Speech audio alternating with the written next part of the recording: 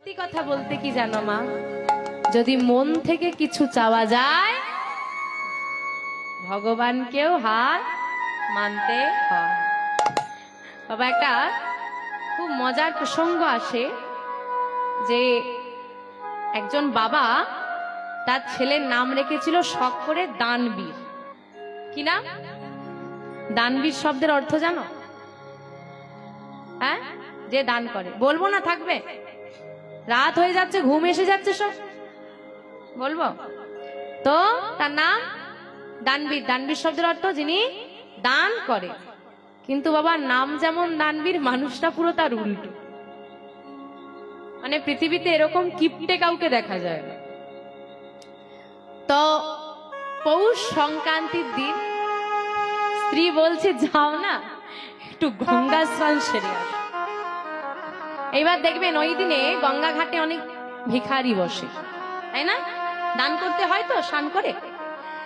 লোকটা চিন্তা করছে, স্ত্রী তো জোর করে পাঠিয়ে দিল, এখন ঘাটে স্নান করতে যাওয়া মানে দিতে হবে। তো গঙ্গা স্নান আমি করবই, কিন্তু এমন একটা ঘাটে যেতে হবে যেখানে কেউ ভিখারি থাকবে। কোন ঘাটে? যে ঘাটে অস্থি বিসর্জন দেওয়া হয় সেই ঘাটে গেছে। ভাবো মানে কি ধরনের কিপটে মানুষ। বলছে, এইখানে তো মানুষ দুঃখ করে, সেই দুঃখিত মানুষকে আর কেই বা চাইবে? এইখানে একটা ডুব দিয়ে তাড়াতাড়ি পালিয়ে যাবে।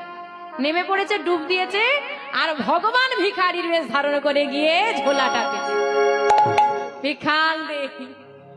ভগবান এখানেও চলে এসেছে। আরে ভাই, দুঃখ করে এখানে মানুষ স্নান করে, এখানেও ভিক্ষা চাইছে। তো বলছে, দেখো আমার কাছে কিন্তু বেশি কিছু নেই, 16 আনা দিচ্ছি।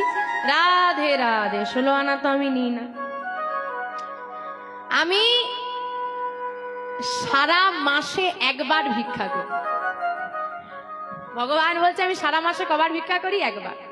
আর যে যজমানকে আমি মাসের একদিন ধরি, তার কাছে আমি সারা মাস, মানে সারা মাসের খোরাকিটা তার থেকেই নিই। 16 আনায় আমার কি হবে? সারা মাসের খোরাকিটা দিতে।